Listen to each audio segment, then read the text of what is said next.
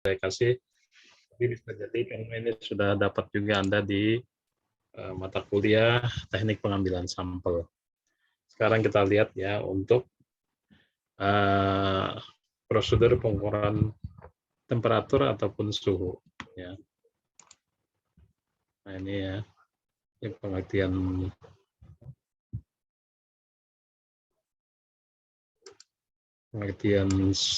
suhu atau temperatur merupakan salah satu besaran pokok dengan satuan Kelvin ya, Kelvin yang untuk internasional ya. Kalau di Indonesia apa? Satuannya apa Indonesia? Lebih sering dipakai apa? Celsius. Oke, betul. Ya, Celsius ya kalau Indonesia. Temperatur merupakan derajat atau tingkatan panas suatu benda atau kuantitas panas suatu benda. Semakin tinggi suhu, semakin panas. Ya. Panas dinginnya suatu benda berkaitan dengan energi termis terkandung dalam benda tersebut. Makin besar energi termisnya, makin besar temperaturnya. Ya, itu teorinya. Ini satuan tadi saya sudah sampaikan, satuan internasional Kelvin, tapi ada juga Celsius, ada Fahrenheit, ada Reaumur, ya.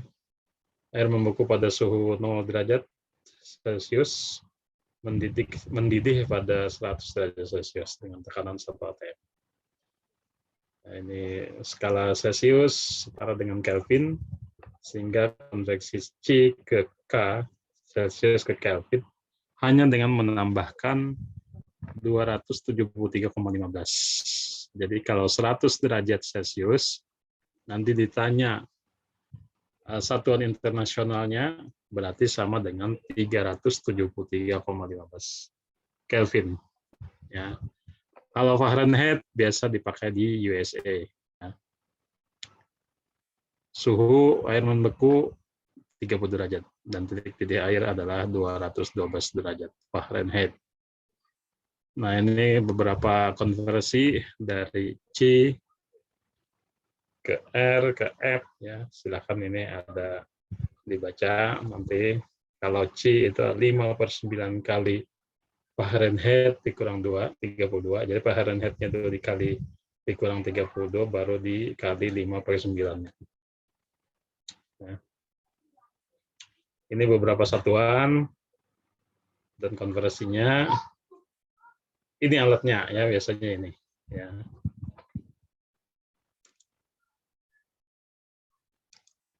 Ini alat ya, biasa kita melihat di dinding ada 2 ini, ada satuan Fahrenheit, ada derajat Celcius. Ya, sering kita lihat ini ya. Itu adalah pengukur suhu ruangan. Nah, ini contoh makanan yang akan dikirim masuk harus dimasukkan dalam icebox dengan temperatur 40 derajat Celcius, derajat Fahrenheit, sedangkan temperatur inkubasi adalah 310 Kelvin. Nah, jadi kalau ini berarti kalau kita menggunakan derajat Celcius, maka Fahrenheit harus dijadikan Celcius, 310 Kelvin dijadikan Celcius, sehingga kita bisa mengkondisikan icebox ini ya. Jadi nanti bisa jadi nanti di ujian kalau memasukkan makanan dalam icebox berapa suhunya, berapa suhu inkubasi tapi dalam derajat Celcius. Anda bisa mengkonversinya ya dari Fahrenheit ke Celcius, dari Kelvin ke Celcius. Nah, ini ada rumusnya. Ini alat ukurnya, ada termometer jet cair, ada termometer jet padat, termometer gas, khusus, optis.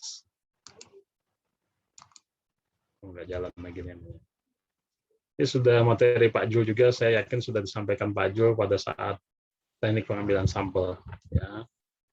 Ini termometer jet cair, sering Anda lihat di lab ya. Mudah-mudahan juga di SMA juga tidak sering sudah melihat di lab biologi ataupun apa ya di SMA.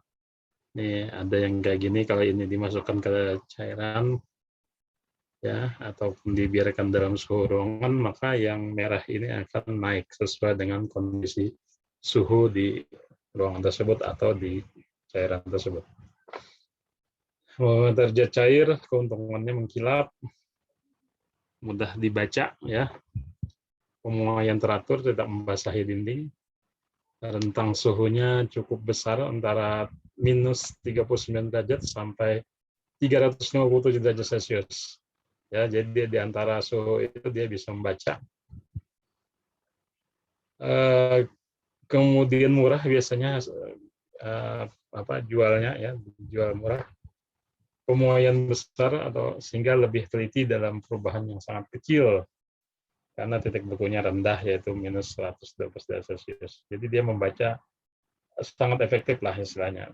Untuk ada perbedaan sedikit saja dia bisa membedakan. Tapi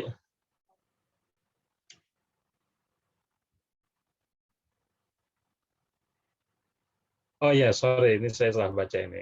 Ini keuntungan ini ya, yang ini kerugiannya biasanya kalau dia rentang minus 39 sampai 357 ini harganya mahal. Ya, mahal. Kemudian kalau dia sangat rendah tidak ada, bahannya bahan beracun. Tapi kalau harganya murah, kemudian ini ya, titik bekunya biasanya titik rendahnya 78 derajat Celcius. Kemudian membasahi dinding termometer. Artinya agak susah kita membaca karena dinding termometernya tertutup basah ya, jadi agak susah. Perlu ketelitian lah untuk membacanya. Jadi macam-macam ini. Nah ini termometer bimetal, logam ya. Contoh penggunaannya pada kendaraan bermotor. Ya, jadi dia pakai metal ini.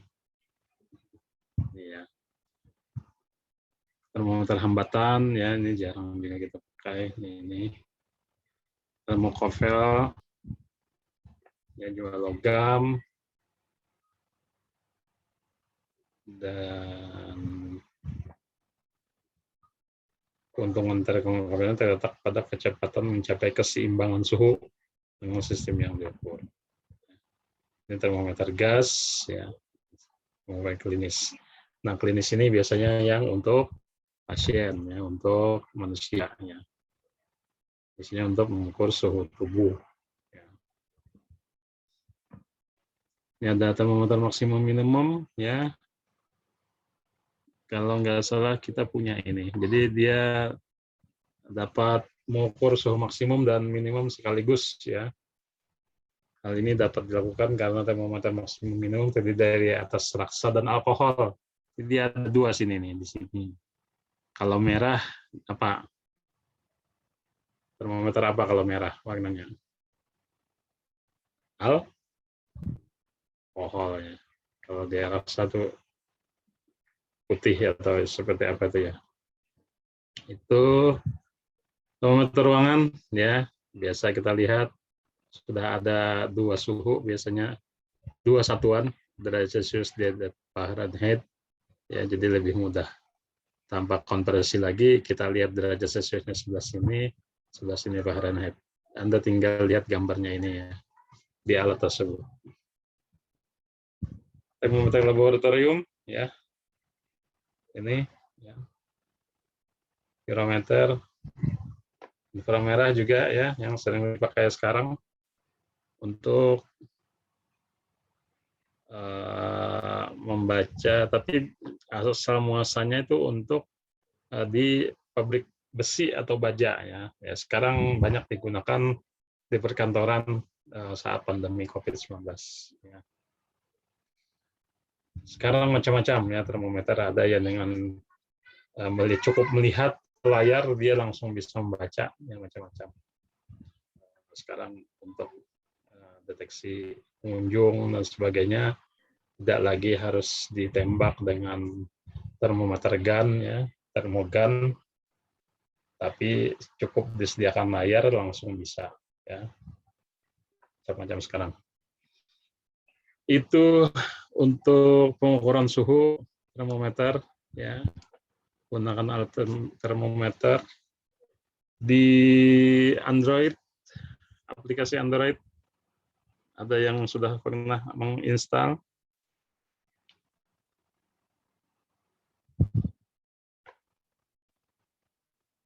Di Android itu ada hygrometer, ya.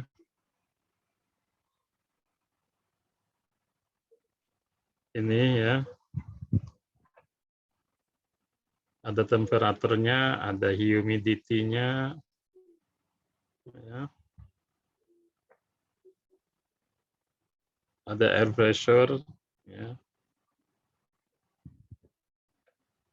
Ada ukur kenyamanan, tingkat kenyamanan atau comfort index, ya. Pernah melihat nama anunya ini hygrothermometer. Coba Anda lihat saya di Android itu hygrothermometer ya, itu juga bagus itu. Bisa mengukur suhu dan kelembaban. Nanti tugasnya ada ya sesuai ini. Oke, ini termometer. Kemudian kelembaban, ya, kelembaban kita lihat dulu teorinya.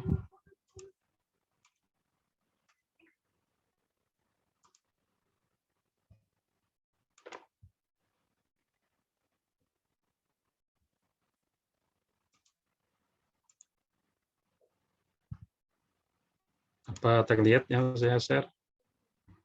Kelihatan ya? Kelihatan, Pak. Oke, ini kelembaban.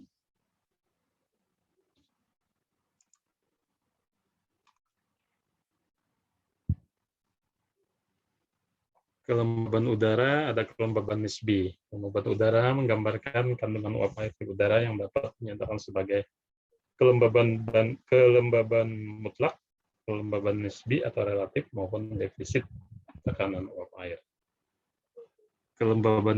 Kelembaban nisbi membandingkan antara kandungan atau tekanan uap air aktual dengan keadaan jenuhnya atau pada kapasitas udara untuk menampung uap air. Nah, ini beberapa pengertian kelembaban udara dan kelembaban nisbi. Ya, apa itu kapasitas udara? Itu untuk menampung uap air pada keadaan jenuh tergantung pada suhu udara. Kemudian maksud defisit tekanan uap air adalah selisih antara tekanan uap air jenuh dengan tekanan uap aktual. Ya. Ini sebenarnya rumusnya ini ya. Pendapatan uap air. Ya. Pada daerah lembab, seperti di daerah tropis, PP akan lebih tinggi ya. Ini hukum gas ideal. Ini teori-teorinya saja ya. Nah, kita biasanya memakai ini. Ini ya. Level. Nah. Tekanan uap jenuh ya. Defisit tekanan uap air tadi rumusnya.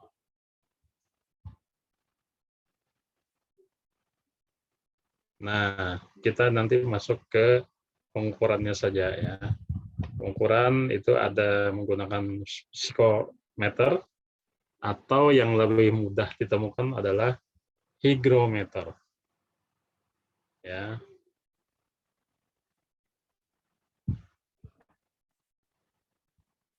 Kelembaban juga diukur secara global menggunakan remote yang diletakkan di satelit. Jadi kadang-kadang kita bisa mengambil data kelembaban itu dari, ada saya lupa nih situsnya, jadi bisa ngambil data di situ. Ya. Nah ini yang biasa kita gunakan di lab kita yang ini ya. Jadi ditaruh aja di tempat yang agak teduh, biarkan selama 5 menit, langsung bisa dibaca kelembabannya berapa. Ya. Kalau menggunakan alat ini ke lapangan, ingat jangan diletakkan langsung kena cahaya matahari. ya, jangan. Tapi letakkan di daerah yang agak-agak teduh, ya, yang tidak kena cahaya matahari langsung. Nah, itu yang diingat. Karena dia akan bias hasilnya. Nah, ini yang sudah elektronik, ya, sering mungkin Anda melihat di ruangan-ruangan perawatan, ya, sebagainya. Bahkan di rumah-rumah juga sudah biasa saja menggunakan ini, ya. Jadi langsung membaca suhu dan kelembaban, ya. Ini yang bergulung ini, kabel ini adalah pendeteksinya, ya, apa namanya, untuk indikatornya, ya. Jadi dia membaca. Ya, jadi ini harus dinaik, biasanya ditaruh di atas gitu, ya.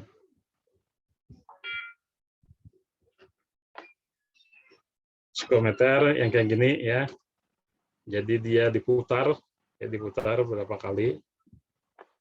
Sebelumnya yang ada psikometer ini ada dua, termometer basah dan kering. Termometer basah ini ditandai dengan adanya kasa di ujungnya ini. Biasanya sebelum kita memutar itu, ini disemprotkan dulu air, ya. Beberapa disemprot air, kemudian yang kering ini biarkan saja, kemudian diputar. Ya. Kira-kira sudah ada itu, ya. Kemudian selisih dari suhu kering dan suhu basah, lihat di tabelnya yang ada di alat ini, di psikometer ini, langsung dapat juga kelembaban. Ya. Mudah-mudahan Anda masih ingat ini alatnya di ini. Tadinya kita mau mengingatkan alatnya pas Pak Julnya ada di kampus, tapi tadi memang banyak kegiatan sehingga kampus kan hanya buka sampai jam 12:30 sekarang, ya. Udah harus pulang, jadi alat kita tinggal. Oke, ini kelembaban tekanan udara, ya. Coba kita lihat.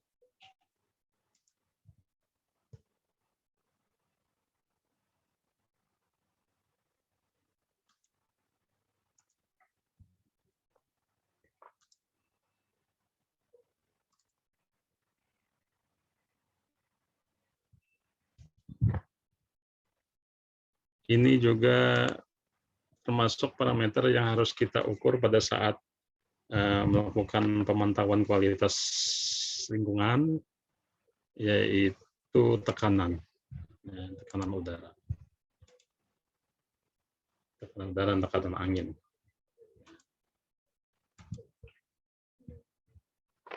Ini Anda baca aja nanti ini teori-teorinya, ya. Faktor yang mempengaruhi sebaran tekanan udara, ya. Ini, ya, lapisannya ini. Di benua pada musim dingin membentuk pusat tekanan udara tinggi dan sebagainya, ya. Angin, pergerakan udara pada arah horizontal, arah vertikal.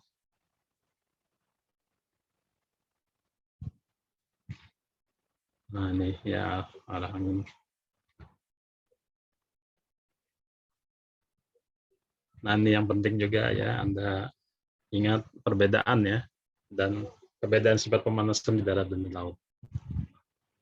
Laut, tekanan darat lebih dari dengan tekanan laut di laut, ya. Ini yang penting. Sebentar, ya.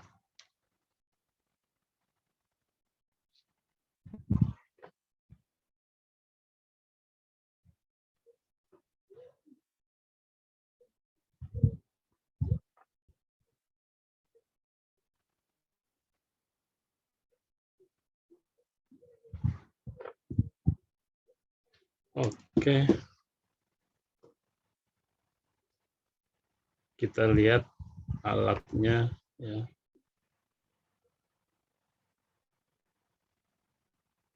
Ya, angin, macam-macam angin, ya.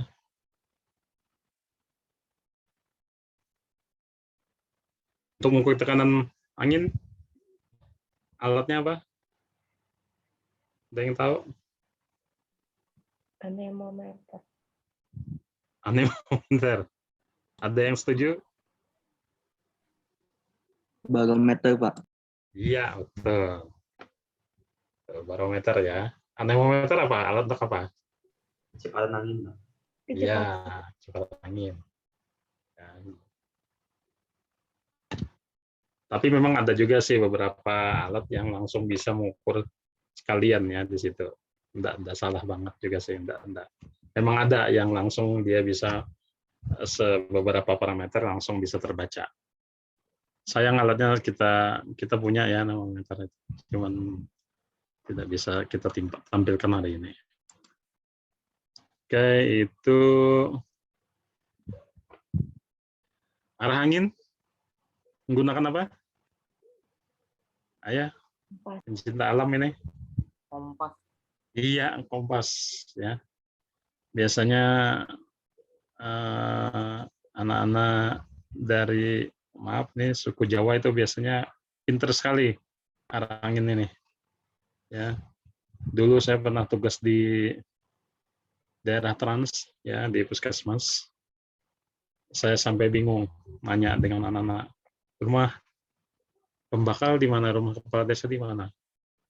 Kulonnya Pak katanya KUD. Waduh, kulonnya apa? Saya bilang. Dia hafal sekali ya, selatannya SD Pak katanya. Utaranya kantor desa Pak. Ya, karena dibiasakan sudah ya mengenal arah angin, arah mata angin. Coba kita lihat untuk mengingatkan Anda ya.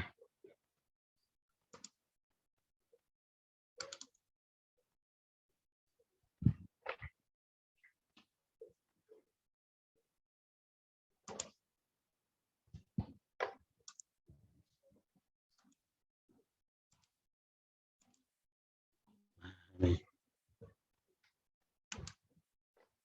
Nah, ya kan? Inilah. Jadi kalau ini timurnya apa namanya? Tempat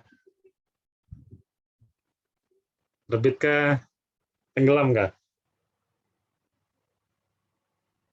Ayo. Terbit, Pak. Ya, Terbit, ya. Pak. Jangan sampai terbalik ya. Kalau terbalik berarti kiamat. Ya. Nah, kalau ini kentangkan berarti ingat di mana arah terbitnya matahari, berarti yang berlawan arahnya yang tangan sebelah ini adalah barat. Ya, menghadapi di hadapan kita adalah utara, belakang kita selatan.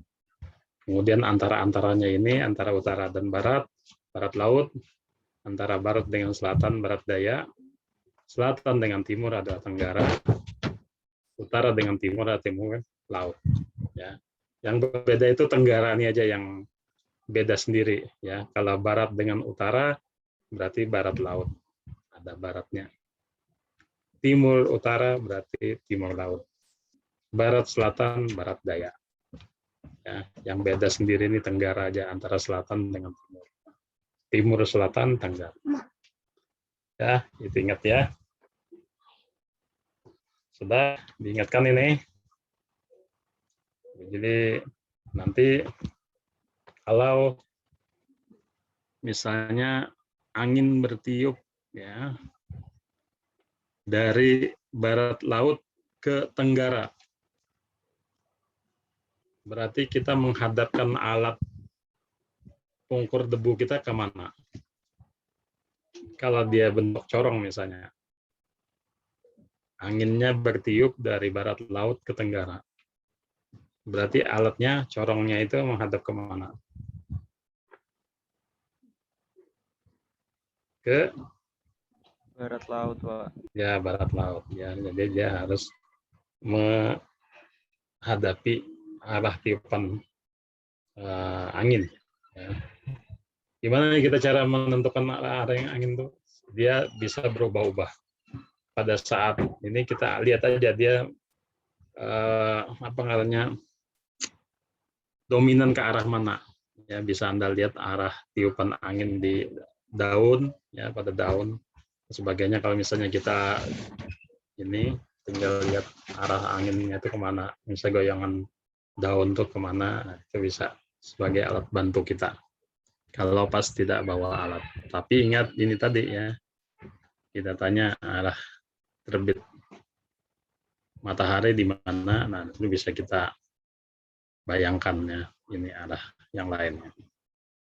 Itu, nah ini lengkap ini, ada bahasa Jawanya, Kidul, Selatan, South, Janub, ya. Nah, ada bahasa Arabnya yang lengkap ini ya. Bisa saya kasih adanya materinya. Terakhir, pencahayaan. Ada yang tahu sudah dengan menggunakan alat apa? Light meter, Pak. Ya, luxmeter atau luxmeter ya. Luxmeter atau luxmeter. Satuannya cahayaan. Lux. Oke, lux ya. Kalau alatnya luxmeter atau luxmeter. Jangan nanti berapa pencahayaannya? 34 luxmeter, Pak. Nah, jangan. Luxmeter adalah alatnya. Kalau satuannya adalah lux. Ada nggak saya punya materinya sebentar?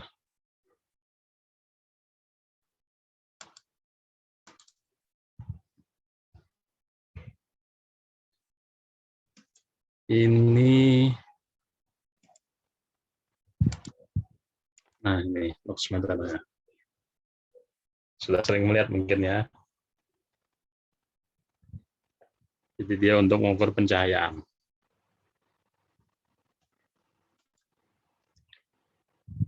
Nah ini biasanya bagian-bagian luxmeter itu ada LCD. LCD ini menunjukkan besaran pencahayaan.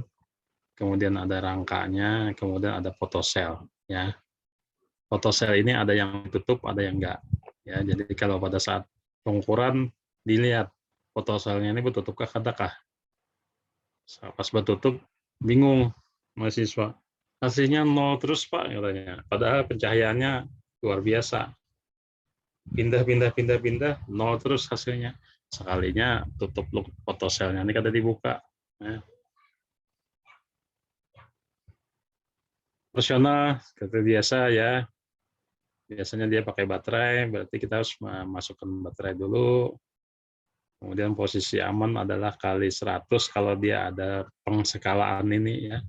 Taruh di skala yang paling tinggi ya, karena untuk mengamankan bagian ini tadi, bagian fotosel. Ya. Kemudian menghidupkan alat, ada on off-nya biasanya ya. Langsung arahkan fotosel nih pada area yang akan diukur. Ya. Sesuaikan skala pengukuran dengan cara menggeser switch skala pada posisi kali 1, kali 10, atau kali 100. Ya ini kalau ada yang pakai switch ini ya. Tapi ada juga yang enggak. Yang murah itu biasanya tidak ada pakai switch ini, switch skala ini. Kalau alat kita bagus, itu amankan dia langsung dikali 100 supaya fotosel aman. Catat intensitas cahaya yang ditunjukkan pada layar display. Nah, untuk pencahayaan itu ada beberapa macam yang diukur, yaitu pengukuran general lighting, yaitu general lighting ini adalah istilah untuk menggambarkan intensitas cahaya rata-rata pada seluruh ruangan ya. Biasanya kamar Anda ya, berapa pencahayaan umumnya, berarti pencahayaan di kamar Anda itulah yang diukur ya. Dengan cara dibagi ya, secara maya saja ruangan Anda itu menjadi ukuran 90 kali 90 cm. Ya. Kemudian pada pepotongan grid itu Anda ukur pencahayaannya. Ya. Ukur intensitas cahaya pada ketinggian kurang lebih 1,2 meter dari lantai. Ya. Kemudian ingat posisi badan tidak menutupi cahaya, sumber cahaya. Ya, jadi kalau bisa digambarkan kayak gini. Nah, jadi ini ruangan Anda, misalnya Anda bayangkan kira-kira ini dibagi 90 kali 90, ya. Ini ya, kotak-kotak ini 90, maka ambillah di ujungnya sini, ya. Ya. Kemudian tambahkan bagi 4. Kalau Anda lebih afdol lagi, lebih banyak lagi, silakan. Di tengah-tengah sini juga boleh, ada juga yang membolehkan. Tengah sini sekali, tengah sini sekali, tengah sini sekali, langkah lagi, tengah sini, tengah sini, tengah sini, tengah sini, tengah sini, tengah sini. Tambahkan semua bagi berapa kali pengukuran. Ya, itu adalah general lighting. Ya, paham ya? Jadi kalau ruangan Anda luas berarti ya banyak juga titik pengambilannya. Ya, kalau tidak terlalu luas mungkin 4 ini sudah cukup. 4 kali pengambilan dibagi 4, ditambahkan bagi 4, itu adalah general lighting atau pengukuran pencahayaan rata-rata. General. Wah, ini ini cara memegang yang benar ya, jangan salah. Ini kadang-kadang mahasiswa salah. Yang fotoselnya ini malah dekat ke badan.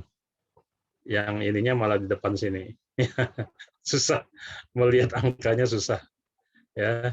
Jadi yang ada bisa dilihat bar nilainya dekat dengan badan kita. Ininya fotoselnya menghadap ke cahaya, asal cahaya, sumber cahaya. Ya, jangan kebalik. Nah, ada juga pengukuran yang kedua adalah local lighting. Ya, local lighting itu mengukur di lokal. Ya, misalnya tadi mengukur pencahayaan secara umum, tapi kita juga mau mengukur pencahayaan yang diterima di meja kerja kita. Maka meja kerja kita tuh aja yang langsung diukur berapa cahayanya di situ. Ya, kalau meja kerja kita agak lumayan besar, berarti dibagi dua kali ya. Atau kalau kecil saja ya mungkin sekali aja cukup. Ya, itu namanya local lighting. Ya. Nah, ini misalnya di pencahayaan yang jatuh di apa nih? Yang siapa sering main ini? Bola sodok ini, ya. Jadi ada beberapa titik ya. Kira-kira yang mewakili ada 6 titik ya. Bagi tambahkan semua bagi 6 karena 6 kali ya. Ingat ini tadi fotoselnya yang di titik sini ya. Kalau yang pembacaannya ini, yang alatnya ini yang bisa membacanya ini bisa aja dekat dengan badan kita ya. Jadi jangan mengganggu cahaya ini ya. Ininya yang penting. Fotoselnya ini yang di titik-titik ini ya. Gitu. Ini adalah local lighting. Nah, satu lagi adalah pengukuran reflectance ya. Daya pantul. Ya, daya pantul kemampuan suatu benda untuk memantulkan cahaya yang datang. Ya. Caranya gimana? Jadi hidupkan alat, kemudian letakkan fotosel tepat di atas bidang. Ya.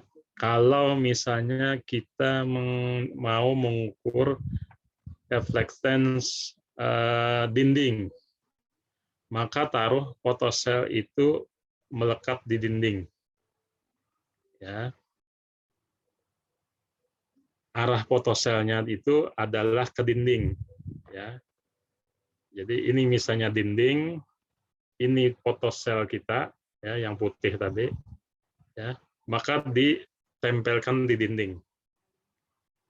Sehingga pembacaan di alat itu menunjukkan angka 0. Ya, ingat. Ini fotoselnya ya. Jadi kalau ini ya. Ini misalnya fotosel tadi yang warna putih tadi, ini dinding, maka kita tempelkan sehingga di pembacaannya tadi menunjukkan 0 lux ya. Itu berarti pas. Kemudian kalau dia 0,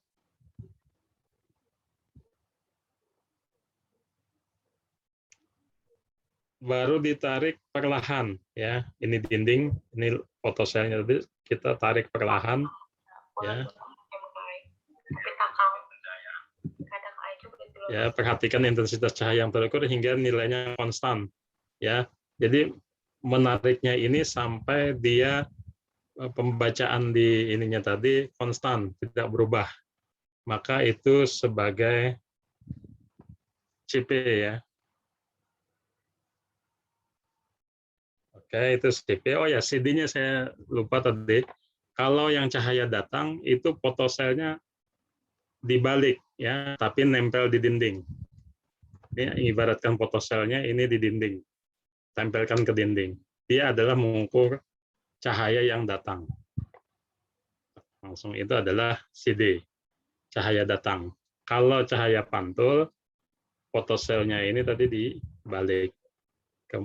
Sehingga 0 pembacaannya ditarik pelan-pelan sampai dia menunjukkan angka yang konstan. Angka konstan itulah yang cahaya pantul ya. Nah, cahayanya akhirnya ya daya pantulnya adalah CP dibagi CD dikali 100%. Jadi dia berapa persen bisa memantulkan cahaya. Ya. Jadi saya ulangi, cahaya datang atau CD itu fotoselnya kita taruh, ini misalnya dinding, ini fotoselnya kita balik, kita taruh melekat di dinding. Catat seadanya berapa pembacaannya, berapa lux. Kemudian kalau CP, ya, cahaya pantul itu balik, ya, melekat sampai dia pembacaannya 0, baru tarik perlahan sampai dia angkanya konstan, ya, di angka berapa, catat, maka itu adalah sebagai CP. Sehingga persen pantulannya dihitung atau daya pantulnya dihitung sebagai cahaya pantul dibagi cahaya datang kali 100. Itu ya untuk pengukuran pencahayaan. Jadi pencahayaan itu ada 3. Pencahayaan umum, general lighting, pencahayaan lokal atau local lighting, dan yang ketiga adalah pengukuran daya pantul atau reflectance.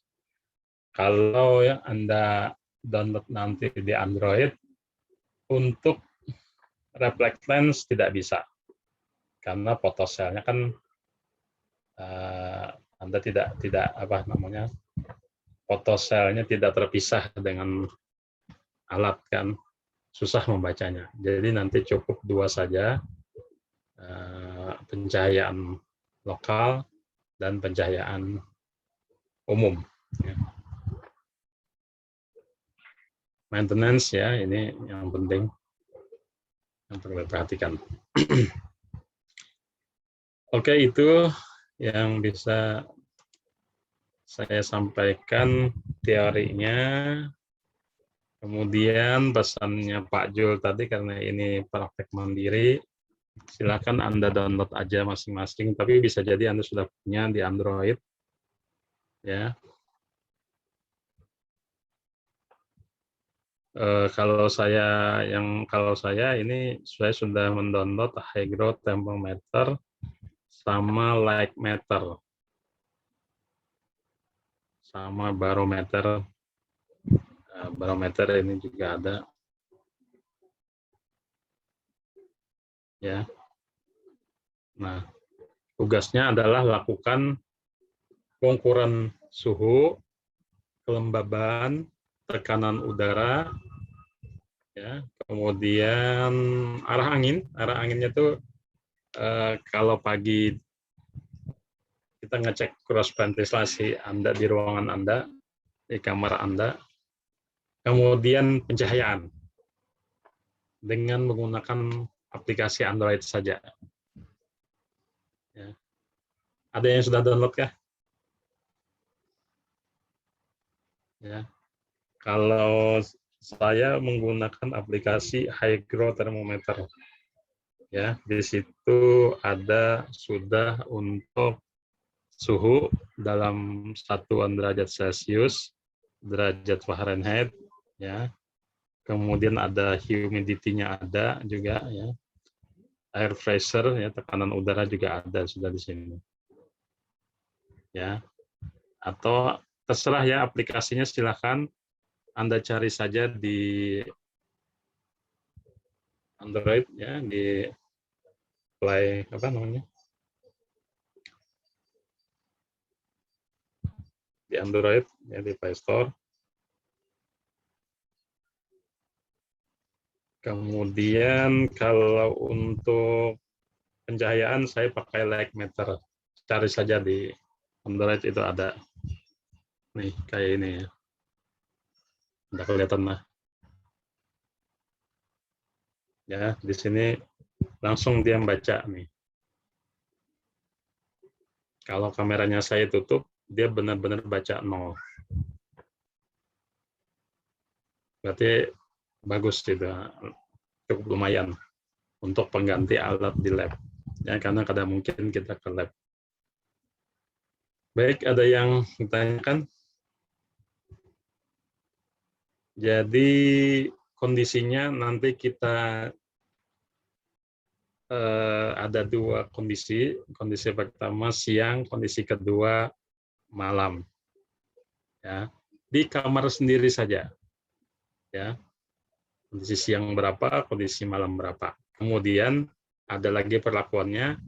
Misalnya di dalam kamar Anda itu ada kipas angin, nyalakan kipas angin, atau ada AC, nyalakan AC. Tapi kalau ya antara 2 itu, kemudian pada posisi tidak ada AC ataupun tidak ada kipas angin. Ya.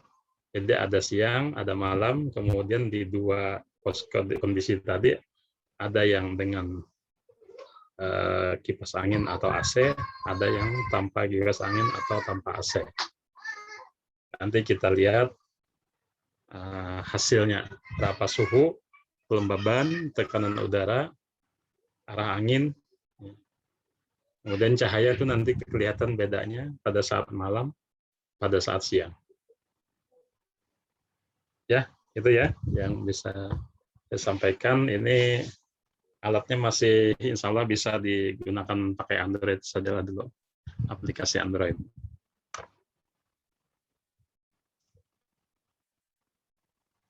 Tugas minggu kemarin sudah dikumpulkan? Tugasnya Pak Jul?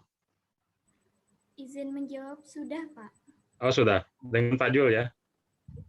Nggih, Pak. Oh ya, oke. Ya, ini untuk materi kita hari ini. Biasanya Pak Jul mintanya segerakah atau gimana? Pengumpulan tugasnya itu? Seminggu, Pak, waktunya. Oh, seminggu. Seminggu, oke. Baik. Minggu depan berarti dikumpul ya. Banyak aplikasinya ya di situ ya, di ini. Silakan di Google Play. Banyak aja sound micrometer juga untuk kebisingan juga ada. Baik, ada yang mau ditanyakan? Kalau tidak cukup materi saya kirim di mana? Di WA kah? WA grup aja ya. Oke. Cukup kah? Paham aja mungkin ya tugasnya ya. Hari ini 81. Saya foto dulu sebelum kita mengakhiri perkuliahan. Bisa dihidupkan kameranya. Ya, saya hitung 1, 2, 3. 1, 2, 3. Nanda, mana Nanda nih? Muhammad. Oh, nih. Ya, Layali. Oke, Munawarah.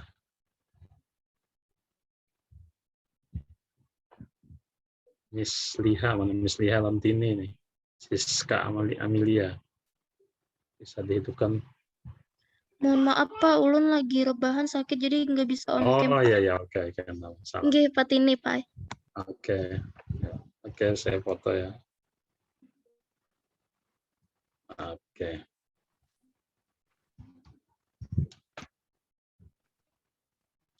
Baik, sebentar. Ini ada 80. Cukup lumayan banyak hari ini.